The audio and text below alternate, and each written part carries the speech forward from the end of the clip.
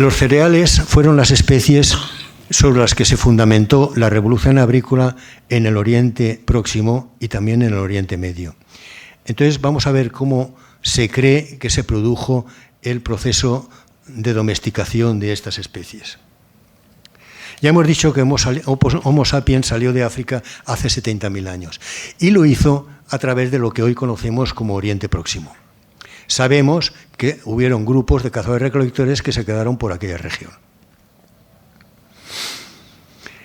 Ellos, esta gente, durante 60.000 años siguieron cazando y recolectando. Y dado que los cereales eran una especie autóctona propia de la región, sabemos que incorporaron esos cereales a su dieta alimenticia, aunque de una manera poco significativa. El otro gran protagonista de este proceso fue la última glaciación, la que se conoce como la glaciación del Burma. Como pone en la imagen, como aparece en la imagen, duró desde hace 110.000 años a hace 12.000 años. Y hace 12.000 años se termina la glaciación y se inicia el periodo interglaciar, que es en el que ahora, en estos momentos, vivimos. Pues bien, hace 18.000 años se inició la última fase de la glaciación, lo que podríamos llamar la posglaciación, que se caracterizó por ser un proceso de cambio climático. Como consecuencia de ese cambio climático, que naturalmente, por lo que vemos, duró miles de años, es decir, se produjo con una lentitud impresionante, bueno, pues los hielos fueron retrocediendo, el nivel de los mares fue elevándose, el régimen de lluvias fue reafirmándose y creciendo, y naturalmente las temperaturas iban subiendo. Como consecuencia de de todas esas circunstancias, las especies vegetales eran cada vez se producía, la producción natural era mayor. Por supuesto, también en el Oriente Próximo la producción de cereales iba aumentando, de cereales silvestres, ¿se entiende? Bien, los cazadores-recolectores, la vida nómada de ellos, no significaba el que cada día, cuando se levantaban por la mañana, veían a ver en qué camino tenían que seguir y echaban a correr o en una dirección o en otra como un pato mareado. Realmente no era así. Esta gente lo que buscaba era asentamientos en los que encontraran lugares o parajes que entendieran que había una capacidad para ellos de obtener o de conseguir alimentos, y entonces llegaban allí, se asentaban y eran asentamientos temporales. Cuando ese paraje, esa zona, pues estaba esquilmada por ellos o sencillamente pasaba la época de lo que estaban recolectando, pues entonces levantaban ese campamento y se iban a buscar otro. Su nomadismo era ir de un asentamiento temporal en otro asentamiento temporal. Podían durar más o menos, eso dependía de las circunstancias. Como consecuencia de ese cambio climático, la producción de cereales silvestres ya he dicho que iba aumentando. Entonces, esta gente, evidentemente, cuando llegara la época de madurez del grano de los cereales, harían un asentamiento temporal en la zona.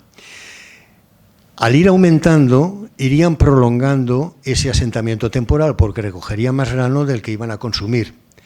Y entonces les permitiría, después de haber pasado la maduración de los cereales silvestres, les permitiría seguir más tiempo en aquel asentamiento. Esto seguiría aumentando de tal manera que los asentamientos temporales irían aumentando y en algún momento determinado pudieron llegar a ser asentamientos permanentes. Hay yacimientos arqueológicos que sabemos que siguieron esta forma de vida. Estos asentamientos en el tiempo van desde hace 14.500 a hace 11.500 años y en el espacio van desde el Éufrates hasta Egipto. Esto se conoce como cultura natufiense. Esta gente recolectaba grano y almacenaba el que no consumía. Vivían en asentamientos permanentes, así es que eran sedentarios.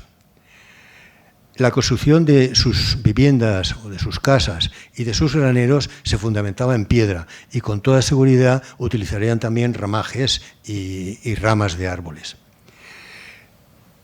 Esta gente también sabemos que utilizaban o empleaban útiles adecuados para su tarea recolectora, por ejemplo, guadañas de piedra y morteros y manos de mortero.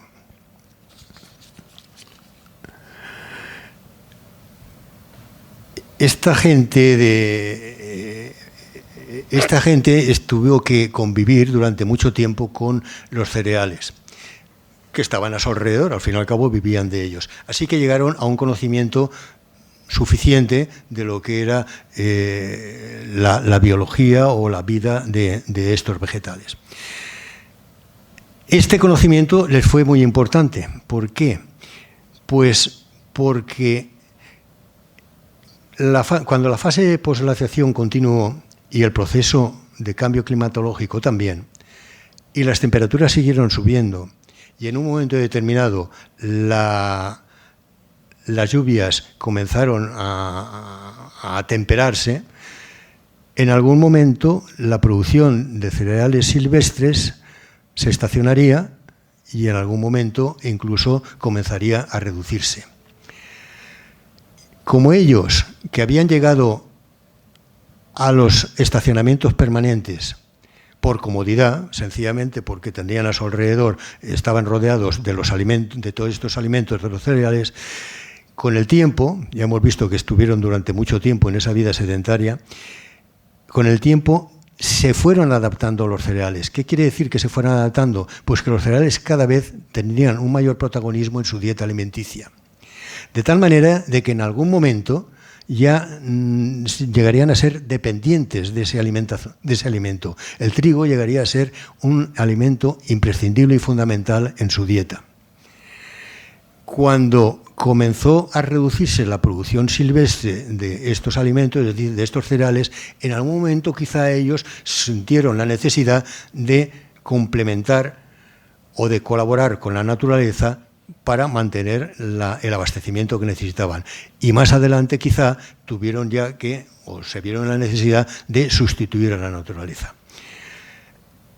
Esto es como se cree que se produjo ese proceso de domesticación. Pero hubo un hecho en aquella época y en esta zona que a tenor de los investigadores tuvo una influencia importante en la revolución agrícola en el Próximo Oriente.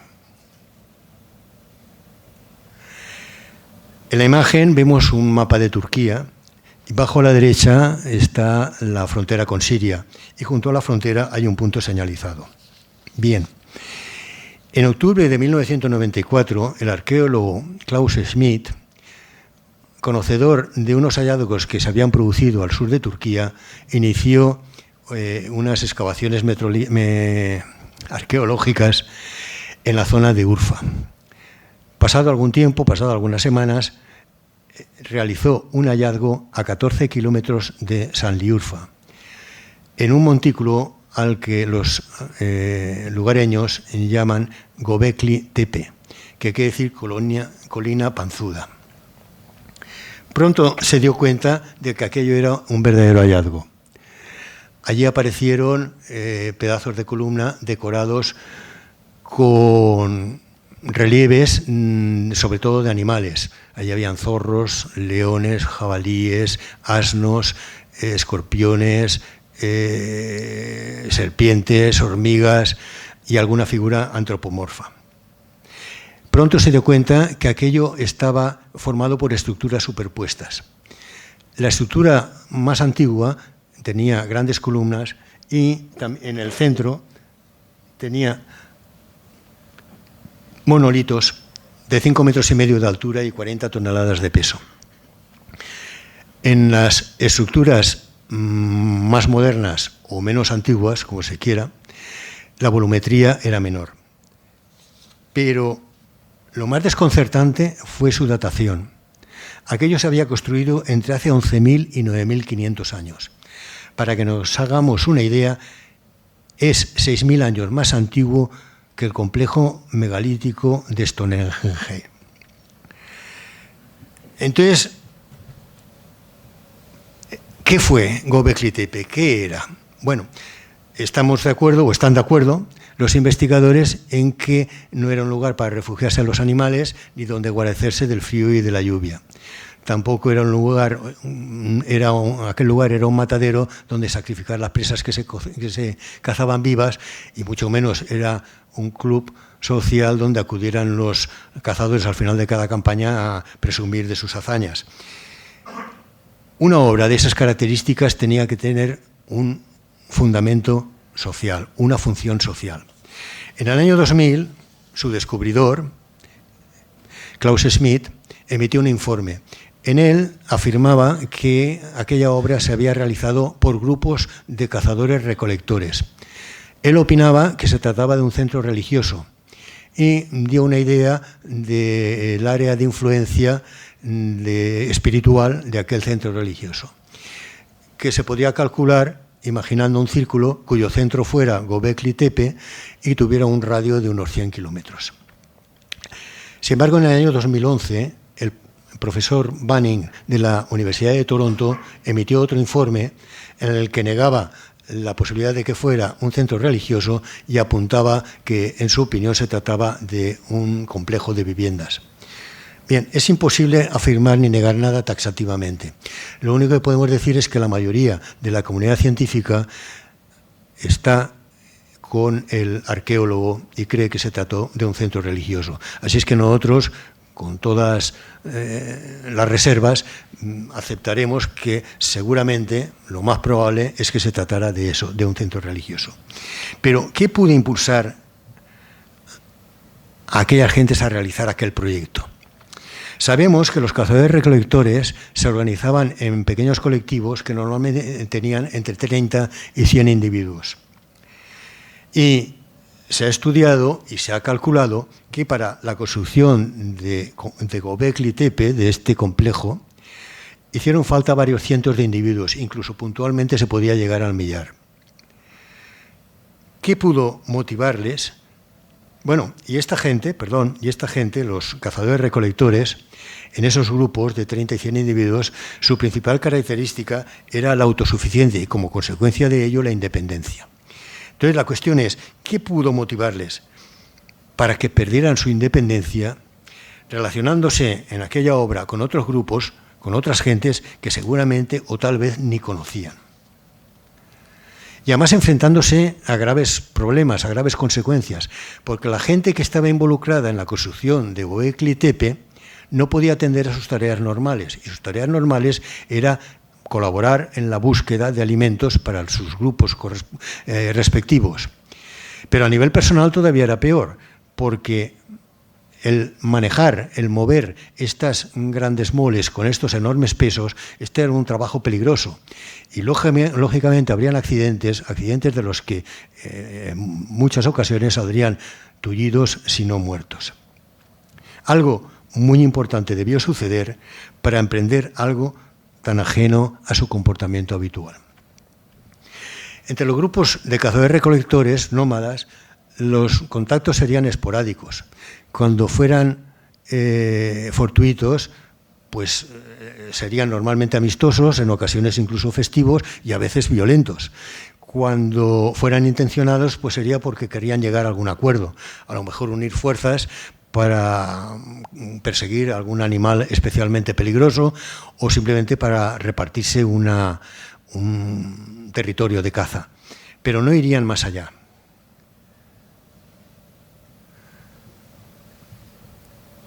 El acuerdo para construir Göbekli Tepe precisaba del concurso de muchos grupos de caza y recolección. Y sobre algo similar no existía ningún precedente. Así es que algo debió ocurrir que impresionó profundamente a todos los habitantes de la región. Y lo único que se nos puede ocurrir es que se tratara de algún fenómeno meteorológico con unos resultados catastróficos.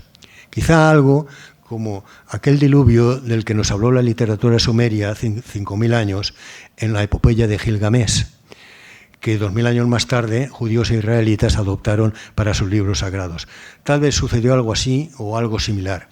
El hecho es que debió de aterrorizar a los habitantes de la zona y pudieron seguramente pensar que sería interesante construir una residencia para aquellos espíritus en los que creían de acuerdo con sus cultos animistas, para que se sintieran cómodos y no les volvieran a abandonar. Pero esto es una especulación. Las investigaciones continúan y es posible que algún día tengamos alguna teoría o alguna tesis mejor documentada sobre esto. Ahora lo que nos interesa es la relación que pudo haber entre Göbekli Tepe y la revolución agrícola. Ya hemos dicho que aquellas gentes, las que estaban involucradas en la construcción, dejaron de colaborar con el resto de los miembros de sus grupos respectivos en la obtención de alimentos. Pero es que ellos mismos necesitaban ser alimentados. Lo lógico era que aquella multitud, así como los esquilmados grupos de caza y recolección, recurrieran sobre todo al alimento más abundante y accesible, el trigo. Por las fechas en que nos hemos manejado en la construcción de Göbekli Tepe y por la zona a la que nos referimos, es evidente que parte de los grupos de cazadores-recolectores que participaron en el acuerdo para construir Göbekli Tepe ya eran sedentarios desde hacía muchísimo tiempo, es decir, conocían el proceso vital del trigo. Es posible que se vieran en la necesidad de complementar la recolección con los primeros cultivos. Hay un dato objetivo que avala esta posibilidad, y es que los genetistas han localizado el origen de una especie domesticada de trigo, la carraón. Lo han hecho en las colinas de Karakadag, que están a unos 30 kilómetros de Göbekli Tepe. Es evidente que esto no es un dato concluyente, pero no deja de ser un dato significativo y muy sugerente. Así que parece que podríamos afirmar, con poco riesgo a equivocarnos, que la construcción de Göbekli Tepe cuanto menos impulsó el proceso de la revolución agrícola en el Próximo Oriente. De cualquier manera, los resultados fueron extraordinarios. En la actualidad, 2,25 millones de kilómetros cuadrados de la superficie de la Tierra se dedican al cultivo del trigo.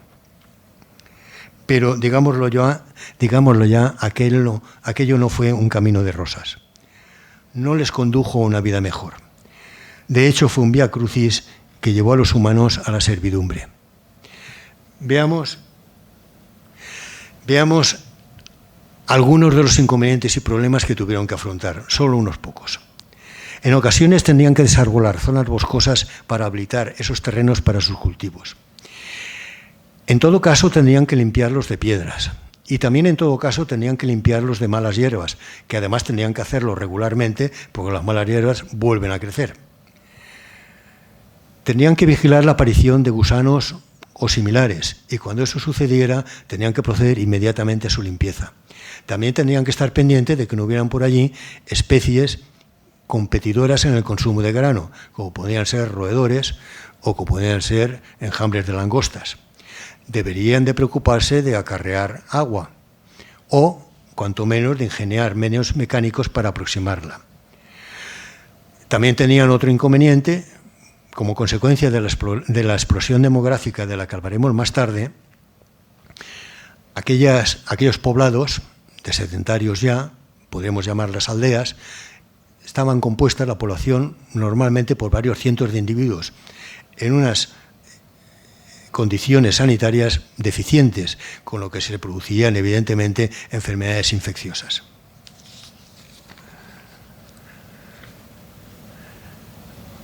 Así que aquello resultó ser una trampa. Y no solo eso, aún era peor. El esfuerzo físico que exigía su nueva forma de vida era muy superior al que requería la vida de un cazador-recolector. De hecho, emprendieron trabajos para los que su cuerpo no estaba adaptado. Ahora no se trataba de acosar a una presa, alcanzarla y abatirla, o subirse a un árbol para recoger frutos. Las exigencias físicas de aquellos nuevos cultivos eran extraordinarias, y así es que comenzaron a darse problemas en los discos intervertebrales, problemas de desviación de columna, y con toda seguridad aumentaría el número de luxaciones, el número de hernias, el número de lumbalgias. Y tanto esfuerzo y tanto sacrificio para comer peor, porque su dieta se había empobrecido. Una dieta o una alimentación que se basa en los cereales aporta pocos minerales y pocas calorías. Y además era difícil de digerir hasta que comenzaron a cocerlos. Y planteaba problemas para los dientes y las encías también hasta que empezaron a cocerlos o cuando el nivel de molienda fue lo suficientemente grande. Aquel cambio de vida fue un retroceso en sí mismo, aunque nadie podía prever las enormes consecuencias o la enorme proyección que llegó a tener en el futuro. Bueno, las causas fundamentales, entre otras, pero las causas fundamentales que a mi modo de ver facilitaron esa proyección fueron dos grandes novedades que de manera muy incipiente se iniciaron en aquella época y que en estos momentos actualmente forman parte de nuestras vidas de una forma que nosotros no podemos evitarla. La primera novedad fue un cambio de comportamiento.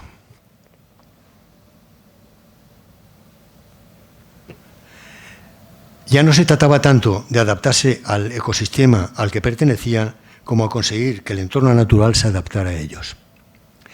Y la otra novedad fue un concepto, la economía, que surgió para administrar los excedentes que necesariamente tenían que producirse.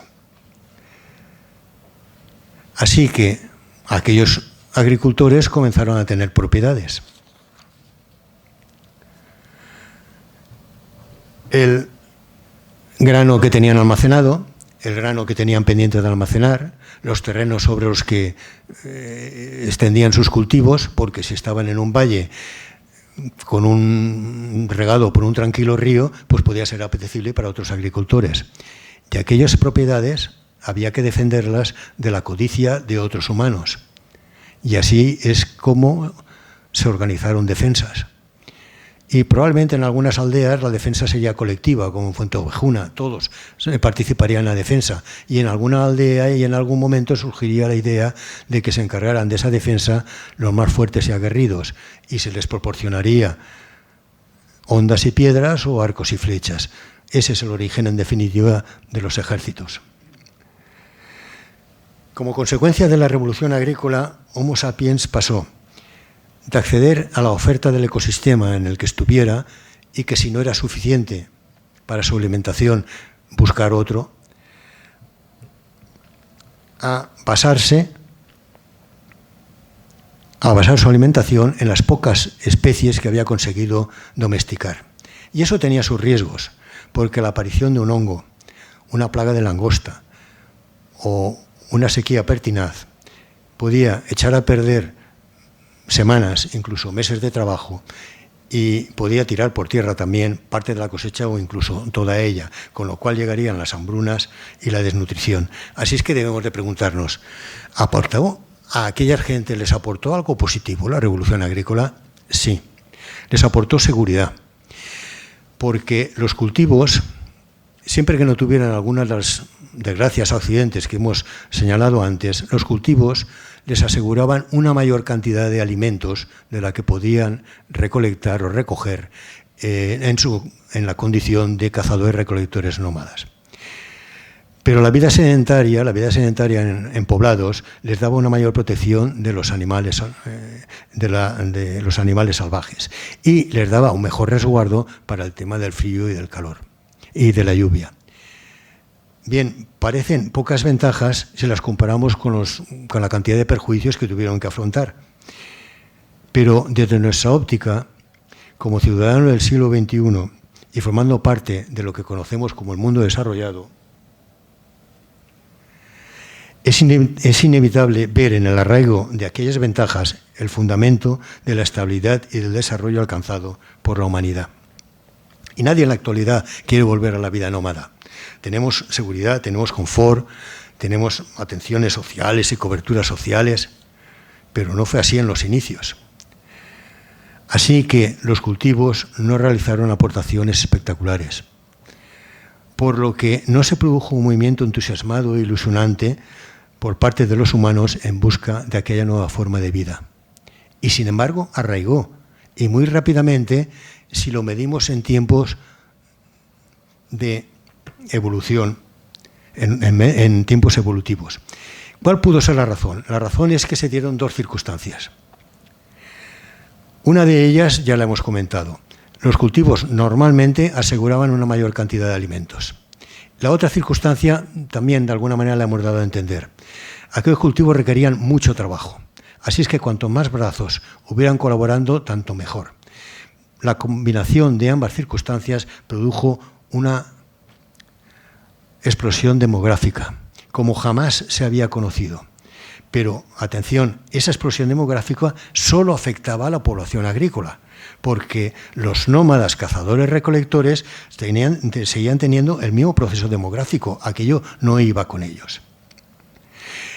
Existe un estudio realizado sobre Jericó que deja bastante patente, sirve muy bien como ejemplo para ilustrar esta explosión demográfica. Según ese estudio, en Jericó vivían aproximadamente unos 100 cazadores-recolectores, que normalmente estarían sanos y bien alimentados. Hace 10.500 años, cuando allí ya habían arraigado los cultivos, el estudio indica que aproximadamente vivirían unos 1.000 individuos que podrían tener algún problema de desnutrición. Bien, ahora es necesaria, considerando esto, es necesaria una reflexión. Se considera que una especie tiene un éxito evolutivo cuando el número de veces que reproduce su ADN está por encima del número de fallecimientos. Porque si está por debajo, esa especie está en peligro de extinción. Pues bueno, entre los humanos agrícolas, en aquella época y en aquella zona, la explosión y el triunfo demográfico y el éxito evolutivo fue extraordinario. Pero ese éxito evolutivo no mira en ningún momento el grado de satisfacción ni de felicidad de sus individuos. Es por ello que el antropólogo Noah Harari afirma que la esencia de la evolución agrícola fue mantener más gente viva en peores condiciones. En el Neolítico se produjo otro acontecimiento. No solo se domesticaron algunas especies vegetales, también se hizo lo propio con especies animales, como el carnero, el asno, cabras y otras. Especies que eran apetecidas por otros depredadores y perseguidas, por supuesto. Así es que, a principio del Neolítico, hubieron humanos que comenzaron a aislar uros, cabras, carneros. De esa manera los ponían a salvo de otros depredadores y los ponían también a su disposición. El sistema era muy sencillo.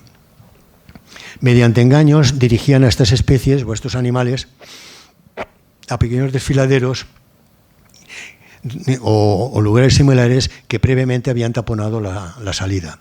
Una vez allí dentro, en la ratonera, entonces cerraban la entrada y ya los tenían a su disposición. Lo único que tenían que hacer es mantener una vigilancia sobre ellos.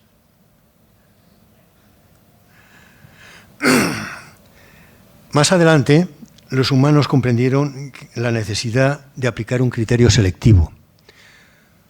En algún momento pensaron que era preferible matar antes a un macho adulto que a una hembra en estado fértil.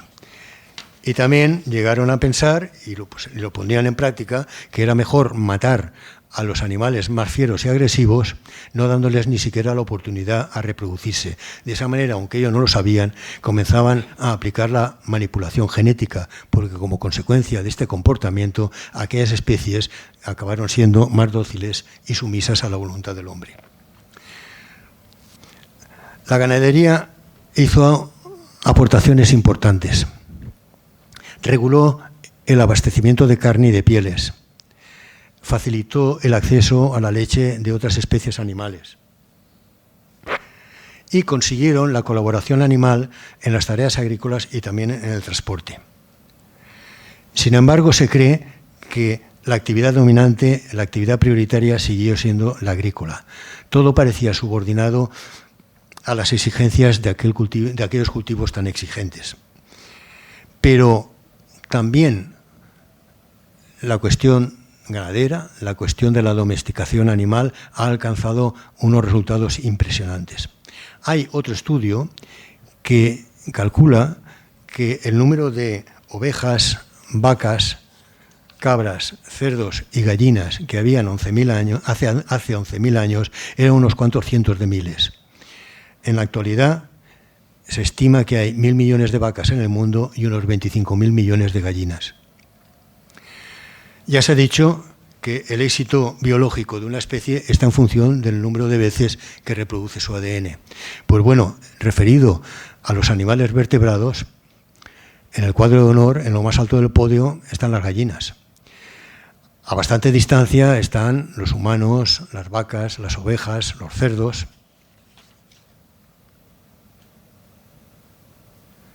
Da que pensar que esta sea la especie ganadora. En fin, los animales que se destinan para el abastecimiento humano. Permítanme que vea primero el tiempo. Bien. Los animales que se destinan para el abastecimiento humano son sacrificados a las pocas semanas o a los pocos meses de vida, y depende de la especie. Y la razón es obvia, es muy sencilla. Una vez han alcanzado su peso, ¿para qué seguir alimentándolos? Es una cuestión de economía. Si son destinados a la producción de leche o a la producción de huevos, pues se les deja vivir más tiempo, pero ya vemos cómo. Y si son dedicados a las tareas agrícolas o al tiro, en ese caso está claro que estos animales pues casi que desearían más estar pastando en algún prado que estar realizando esfuerzos continuos bajo el yugo del Homo sapiens de turno, que previamente los ordenaría castrar para reducir su agresividad y alterar su instinto natural. La vida de un rinoceronte, que es una especie en estado de extinción, está a años luz por encima de la de cualquiera de estas especies. Que ellos no lo saben, pero sobreviven exitosamente porque han perdido su identidad específica, además del sufrimiento físico que normalmente deben soportar. Pero volvamos a tomar el hilo argumental de esta ponencia. En algún momento, aquellos nuevos agricultores desearon volver a la vida nómada de cazadores-recolectores. Es imposible saberlo. Pero quizá era poco probable que eso se produjera. Para aquellos primeros agricultores, su mayor preocupación y su mayor deseo sería incrementar el rendimiento de sus producciones, lo que suponía hacer más tupida la tela de araña en la que ya estaban enredados. Pero aunque en alguna aldea se llegara a plantear el regresar al nomadismo, era muy difícil, porque la dimensión de las familias se había alterado profundamente. Entre los cazadores-recolectores, los niños eran amamantados hasta los 5 años, así que había un control de natalidad que mantenía las familias reducidas. Sin embargo, entre los agricultores se les destetaba mucho antes y luego eran alimentados con leche de otras especies animales, con cachas y avena. Pero las familias, al ser destetados mucho antes, eran muy numerosas, tanto que es muy difícil que pudieran seguir los movimientos que exigía una vida nómada, los desplazamientos que exigía una vida nómada. Y aún era peor, eran tan numerosas que era prácticamente imposible que en grupos de caza y recolección nómadas se les hubiera podido alimentar, porque la capacidad de obtención de alimentos era limitada en estos grupos.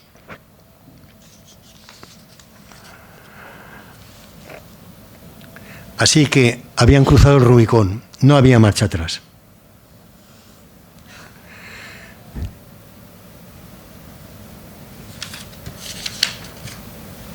Aquí ha pasado algo. Eso es. Y esa tela de araña continuó conformándose cada vez más tupida, y los humanos pasaron de una servidumbre en la que habían caído, empujados por las circunstancias, a una suerte de dependencia en la que quedarían atrapados para siempre. La necesidad de regular la convivencia de aquellos nuevos colectivos era cada vez mayor. El aumento de la población y los mismos cultivos iban aportando cambios sociales que así lo requerían. Por ejemplo, inicialmente los agricultores harían sus propios útiles, sus propias herramientas de trabajo. En algún momento y en algún lugar y en alguna aldea surgiría la idea de que de eso se encargara el más hábil de entre todos ellos. Eso aportaba dos ventajas. Por un lado, esas herramientas, esos útiles tendrían mayor calidad, y por otro lado, a los agricultores les quedaría más tiempo para dedicárselo a sus cultivos. Pero claro, el artesano y su familia también tenían que comer. Así es que la solución llegaría por su propio peso. Este hombre entregaría su trabajo, los útiles y herramientas, y los otros le entregarían grano. Entonces surgió el trueque. Acababan de inventar el comercio. Y como consecuencia de la aparición del comercio, surgían las desigualdades. El régimen igualitario y comunitario de los cazadores-recolectores quedaba atrás, sin ninguna posibilidad de volver a él. Y las diferencias y desigualdades no solo arraigaron, sino que fueron creciendo. Y así es como surgieron los ricos y los pobres, los poderosos y los oprimidos, los tiranos y los siervos, los explotadores y los explotados. Y a cada avance o innovación que se producía, era para solaz y disfrute de unos y para envidia y resentimiento de otros.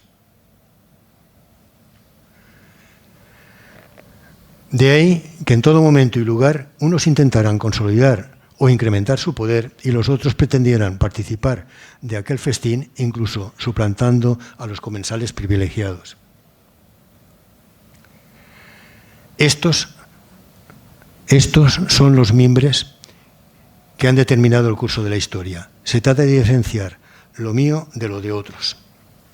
La capacidad especulativa, esa gran característica de nuestra especie, encontró un campo abonado en la sedentarización, porque su vínculo como colectivo, su crecimiento demográfico, la aparición de la propiedad, requería de normas que regularan la convivencia familiar e interfamiliar, la defensa del grupo, los trabajos comunitarios. Y así fue generándose una conciencia colectiva que les terminó dando una identidad propia, creando una fuerte estructura que iría adaptándose a las circunstancias sociales y ambientales de cada tiempo y lugar. Y aún lo hacen. Es el engrudo que mantiene unidos los colectivos. Gracias a esos conceptos establecidos culturalmente, los individuos asumen determinados comportamientos, mitos y símbolos como si fueran propios, aceptándolos como sus señas de identidad. Y esa deriva lleva fatalmente a un dualismo que parece condicionarnos en todo momento. Nosotros y ellos. Seguramente en esas actitudes interesadas, cicateras y egoístas esté el origen de los nacionalismos. Y en esta deriva cultural, en aquellos inicios, ya comienza a darse una modificación en el comportamiento humano y una dinamización de la evolución social.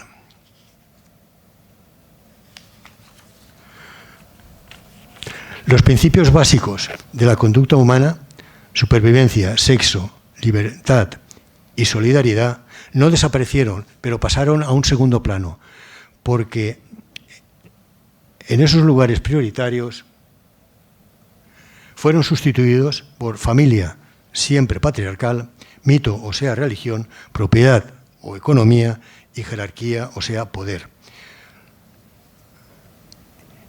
Y en esa dinámica, en esas aldeas, que luego fueron ciudades, los humanos fueron creando guetos culturales.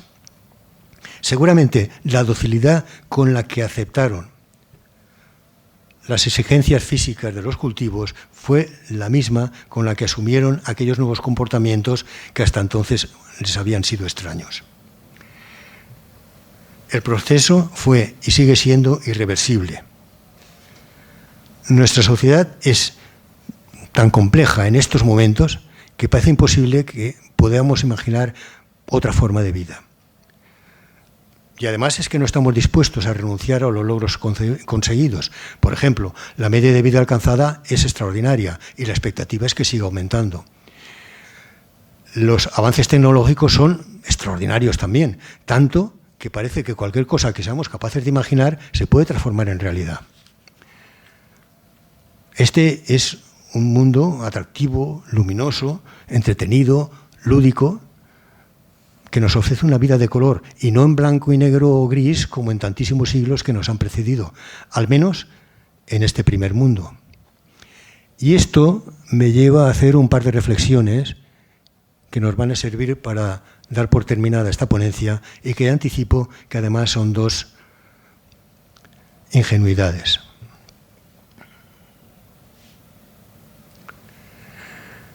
Debería ser una prioridad en este mundo nuestro conseguir que esa vida de color llegara a todos. Aún quedan muchas zonas en blanco y negro. Esta es mi primera ingenuidad. La evolución cultural, sobre todo desde la Ilustración, ha conseguido desembarazarse de algunas injusticias sociales. Sería deseable que también pudiéramos alejarnos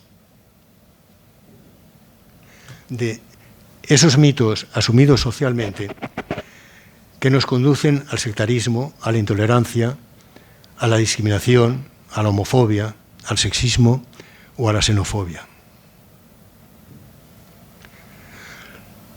Lo que supondría erradicar de nuestras mentes la dependencia a los convencionalismos, a los tópicos, a los prejuicios y a los estereotipos. Y esta sí que es una gran ingenuidad. Gracias.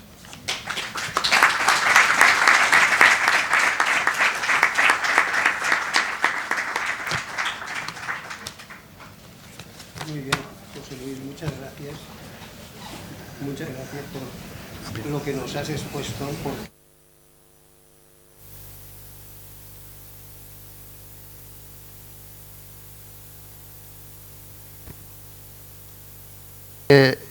Como has dicho antes, todo lo que surgió de la revolución agrícola, que condujo luego a que hubiesen excedentes, condujo a su vez a que esos excedentes había que comercializarlos y surgieron pues los mercaderes y los mercados, los cuales pues tienen una dinámica propia que es lógica. Hacían un trabajo y tenían que tener un beneficio. Y trasladando este hecho a hoy, pues a mí me llama la atención de que en la industria nadie creo que se atreva a dudar de que los departamentos de producción del producto que sea, pues tienen un trabajo más duro, también la formación que tienen es más básica, más elemental, pero no solamente es en las personas menos formadas, porque incluso los jefes, los departamentos de producción, los recursos que se destinan son menores, incluso el cuidado de los puestos de trabajo, etcétera, también son inferiores a como deberían de ser. Y sin embargo, en contraste, pues los departamentos de comercialización pues son la imagen contraria, son la otra cara de la moneda. Y esto que estamos hablando de la industria, si lo llevamos al terreno de la producción de alimentos y la comercialización de alimentos, pues sucede lo mismo, no sé si multiplicado o no, pero desde luego sucede lo mismo. De manera que los agricultores tienen que estar luchando contra el suelo, contra el clima, contra todas las pagos y todas las plagas y todo lo que tienen que luchar, y sin embargo la remuneración que reciben es ínfima cuando la parte comercializadora multiplica sus beneficios, y entre lo que cobra por cualquier producto un agricultor y lo que paga un consumidor en el punto de consumo, sobre todo en determinados puntos de consumo, pues es abismal. Entonces, pues esto es un reflejo de lo que nos ha contado José Luis, y que son cosas que si idealmente algún día se pudieran nivelar, se pudieran mejorar,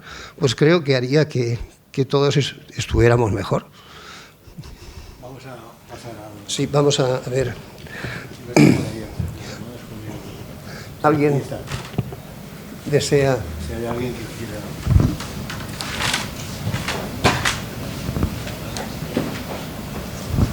¿Alguien quiere exponer o preguntar?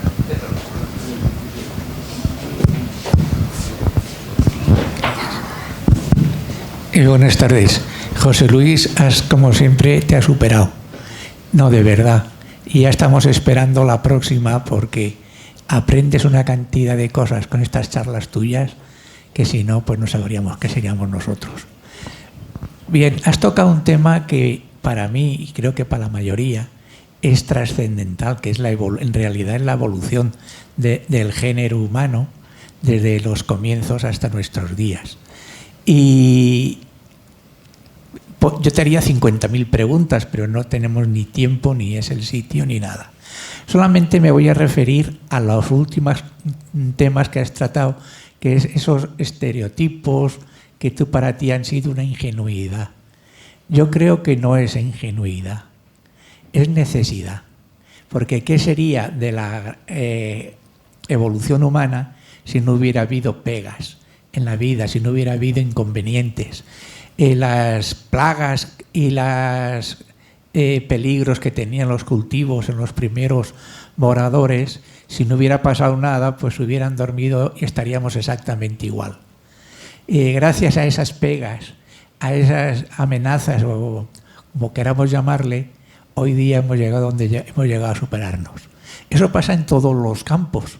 Yo que he sido un lector y soy un lector empedernido, pues recuerdo que hubo una época que había mucha censura. Entonces, ¿qué pasó? ¿Fue una pega? Sí, muchas cosas no podíamos conocerlas, pero esto agudizó la mente de los creadores para, de forma sutil y muy dándole vueltas, te pudieran interpretar las cosas. Por ejemplo, ahora no disponemos de gente como pudiera ser Berlanga, te estoy hablando de gente de nuestra época, Berlanga, Miura, Buero Vallejo, que tenían que hacer obras y tenían que hacer obras literarias dándoles la vuelta para decirte cosas que no se podían decir directamente.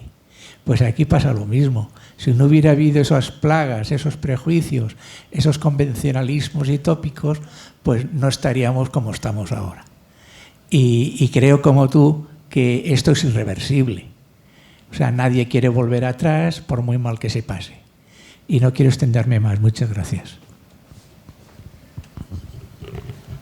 Fíjate, nuestra situación actual es consecuencia de aquello, eso es innegable. Y hay cosas que son extraordinarias y hay cosas que son... Cada uno la juzgará como la juzgará, porque los juicios son subjetivos siempre. Y hay cosas que pueden ser un fastidio para la convivencia. Es evidente que se han ido generando a lo largo de toda la historia, con mucha rapidez, además, en ese sentido, yo diría en los 2 últimos siglos, infinidad de prejuicios, de convencionalismos, de tópicos, de tal. ¿Y por qué se generan con tanta rapidez ahora? Pues se generan con tanta rapidez porque la convivencia cada vez es mucho más difícil y mucho más complicada. Cuando nosotros nacimos, posiblemente tendremos la misma edad, la población del mundo eran aproximadamente 2.800 millones. En este momento ya somos casi 8.000 millones. Es lógico, aunque no es deseable, ni es aceptable, ni nos gusta, pero es lógico que hayan recelos. Y para alimentar los recelos y que cundan entre la gente, cada vez hay más prejuicios y cada vez hay más tópicos. Ahora mismo estamos asistiendo asombrados a la figura del señor Trump enviando el ejército a las fronteras porque teme que se le acerquen señores que en este momento están a 1.000 y pico kilómetros todavía. No sé si llegarán, porque para alimentar eso y para que lleguen. Pero yo lo entiendo. Ni me gusta, ni lo acepto, ni lo quiero, pero lo entiendo perfectamente. Y además, como que he ganado las elecciones, todavía está metiendo más miedo y más. Es decir, que se alimenta mucho eso. Eso es lo que digo, que evadirnos de todo eso, eso es una ingenuidad. ¿Por qué? Porque está metido hasta en los tuétanos de nuestra sociedad. Eso no se puede liberar nadie. Te puedes liberar, individualmente se puede uno intentar liberar, y aún así no lo consigue totalmente tampoco. Es imposible, es imposible. Por eso yo he dicho que es una gran ingenuidad, claro que lo es. Pero ojalá. ¿Tú sabes lo que le pasó? Eso lo ha contado, ¿cómo se llamaba este bus? No se movía. Este señor que hablaba sobre los animales en la tele. Sí. Rodríguez de la Fuente.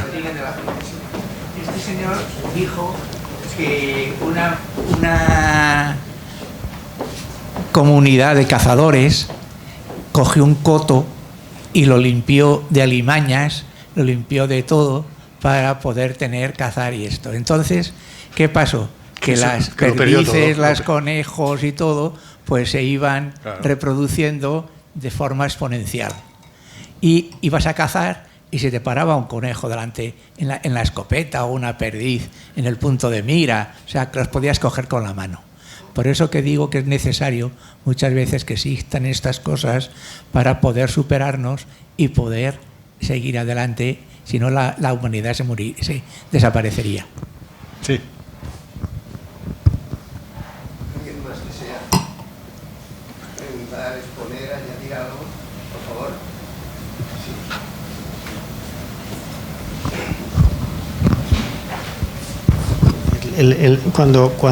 Bueno, enhorabuena por la conferencia, que ha sido muy interesante. Gracias. Cuando leí esta ponencia, me vino a la mente una cuestión que ahora hay un movimiento ahora dentro de los nutrólogos que consiste en recuperar un poco la dieta de los cazadores. Es decir, que consiste en que tú pasas de 8 a 10 horas sin comer. Y eso parece que las ratas que someten a esa situación viven mucho más. Y entonces, claro, yo creo que eso tiene su momento, es decir, no, pero realmente eso para gente joven, que en una situación metabólica buena, pues puede ser bueno. Y parece ser que mantienen la capacidad mental esas ratas más que los que comen 3 comidas al día o incluso comen más de la cuenta, ¿no? Entonces, yo creo que llevamos dentro los animales una parte de cazador y una parte de sedentario, y hay momentos en los que nos adaptamos a ambas situaciones. Entonces, eso probablemente no lo llevamos todavía en nuestra genética, y ahí está. Entonces, el decir que una cosa es mejor que la otra, yo creo que a la hora de la verdad es que hemos tenido nuestra evolución y nuestros momentos. Es decir, quizás el gran problema ha sido el intercambio. Yo me estaba acordando de la Castilla de los años 50 o las urdes, en los cuales la gente comía, era una alimentación absolutamente monotemática, en la cual se producían enfermedades, pues las famosas, gente que solo comía gachas y cosas de esas, y se producían avitaminosis muy severas porque no había intercambio. Pero en la medida que hay un intercambio, hay una sobreproducción y te permite intercambiar con otros y comprar productos, un poco es lo que está pasando ahora aquí, ¿eh? Es decir, estamos comprando podemos permitirnos comer aguacates durante todo el año, pues porque ese comercio nos permite, quizá el aguacate no sea lo más barato en este momento, pero bueno, realmente nos permite acceder a productos que a lo mejor si no hubiera un exceso de producción de lo que nosotros producimos no podríamos acceder a ellos. Entonces tiene su utilidad, vamos, yo creo. Yo quisiera decir una cosa, yo no he dicho que la vida de los cazadores recolectores nómadas fuera mejor que la otra, no lo he dicho, porque yo no tengo ni idea de cómo sería la vida de los cazadores recolectores, ni la más pajolera idea. O sea, sé lo que he leído, pero a saber lo que tuvieron que pasar, o sea, que no. Lo que simplemente he dicho es que fue un cambio de vida revolucionaria, y que inicialmente ese cambio de vida revolucionaria no fue para mejorar para aquella gente, porque se enfrentaron a unas dificultades impresionantes, enormes. Fue diferente, simplemente diferente, ¿eh? Y luego se adocenaron, se adaptaron a esas circunstancias y evolucionaron. Lo que ocurre es que la evolución ha sido impresionante, pero extraordinaria. Si no se hubiera producido aquello con los cazadores recolectores, vamos, ni remotamente tendríamos lo que tenemos, vamos, ni locos. Entonces, es simplemente que son dos cosas distintas, pero yo no hago un juicio de valor, ¿eh? No hago un juicio de valor, pero tampoco no estoy capacitado, yo qué sé, no tengo ni idea. Pero aquello fue un cambio que en sí mismo, para ellos no fue un buen cambio. Y luego salió lo que salió. ¿Por qué? He dado algunas razones, además está la sinergia del grupo. Claro, cuanto el grupo, en la medida en que cada vez es mayor, pues las posibilidades que tiene de desarrollar potenciales es mayor también. Bueno, y la muestra es que hemos llegado a lo que hemos llegado. O sea, que eso es innegable, eso es de perogrullo, ¿no? O sea, que eso es evidente. Pero yo no, de ninguna manera hago un juicio de valor, ¿eh? En ninguna manera. Pero sí digo que hay cosas de esa evolución que sé que seguramente eran inevitables, no, seguramente no, seguro, eran inevitables, y que a mí, desde mi óptica, pues lo lamento que exista eso, no que exista lo otro. Yo soy muy dichoso de haber llegado a la media de vida que he llegado, y ojalá llegue más años, ¿no? Eso está claro, y entonces no llevaba a nadie. Bueno, yo también quería advertir que ha dicho que nació el comercio cuando el hombre produjo excedentes agrícolas o animales o lo que sea, ¿no?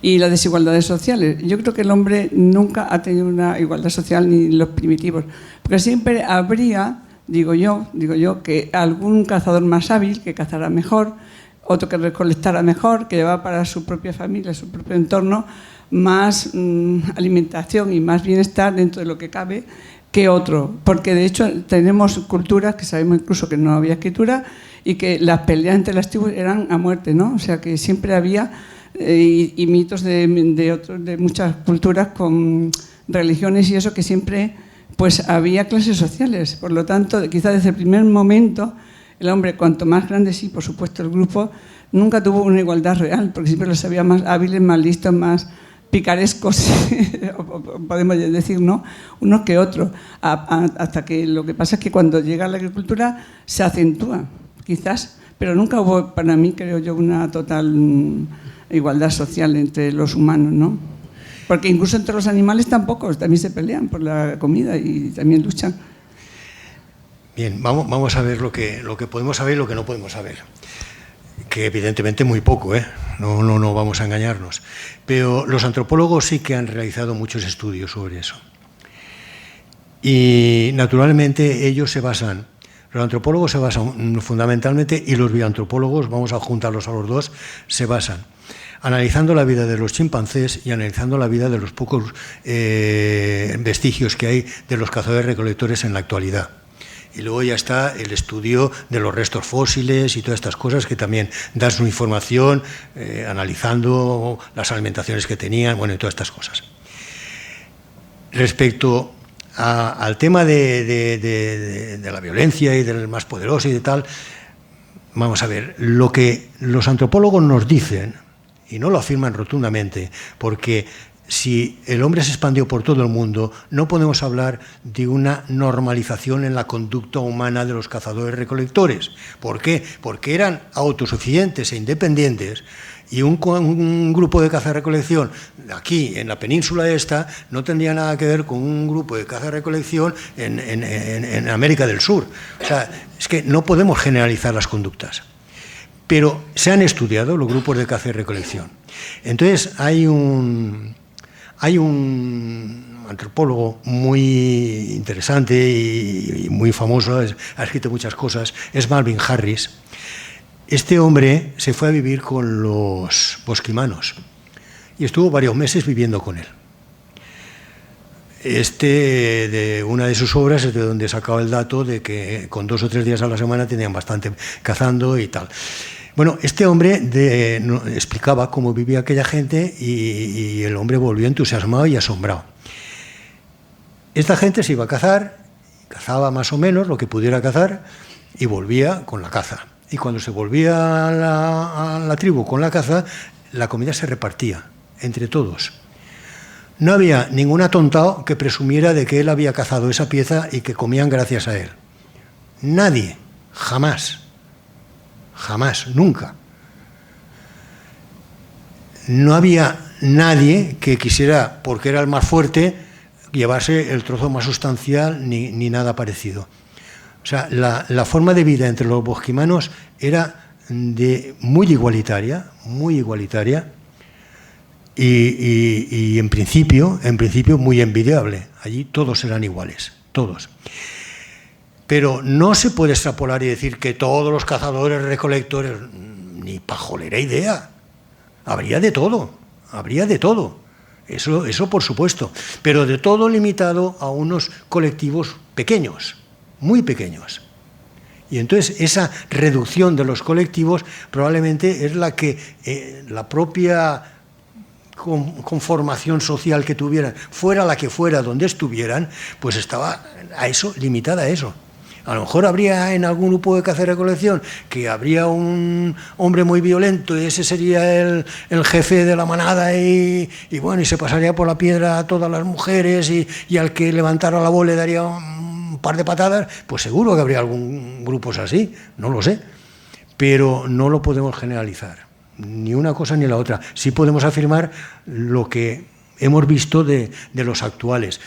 Concretamente, la gente esta del polo, los esquimales, estos también son un vestigio de aquella época y la gente esta era igual. ¿El hecho de ser cazador y recolector les podía dar otra mentalidad? Pues, por ejemplo, yo creo que sí. Por ejemplo, creo que todos habremos leído, o me imagino que muchos de los de aquí habremos leído la carta aquella de Nosotros somos parte de la tierra, del gran jefe Seattle. Aquel hombre lo que establece, lo que tenía muy claro, es que la tierra no es de nadie. ¿Quién se puede autoproclamar propietario de la tierra? Nada, ni es propietario de la tierra, ni es propietario del canto de los pájaros, ni de los amaneceres, ni del rocío de la mañana, que es algo que mete él dentro de la carta. Porque él no entendía eso. Él vivía de la tierra, de lo que le daba la tierra, la caza, la tal, pero él no era propietario de nada. Y había un presidente de los Estados Unidos que le decía, te voy a comprar la tierra, tu tierra. No era inteligible, no lo entendía. Y sin embargo nosotros hemos montado una civilización alrededor de la propiedad. Ahora salimos a la calle y miremos donde miremos, todo es de alguien, todo. Y si nos vamos a lo alto de una montaña y desde esa alta montaña tenemos un paisaje enorme, todo lo que vemos es de alguien. ¿Y la propiedad qué es? Es algo convencional. Existe porque queremos que exista. ¿Y la moneda y los billetes y el dinero por qué existe? Porque es algo convencional, porque hemos convenido en que exista y entonces le damos un valor. Fue una deriva cultural que es la que nos ha llevado hasta aquí, pero evidentemente una forma de vida revolucionaria, nunca mejor puesto el nombre de revolución agrícola, revolucionó la forma de vida. Con aquella no hubiéramos llegado hasta aquí de ninguna manera, vuelvo a decir.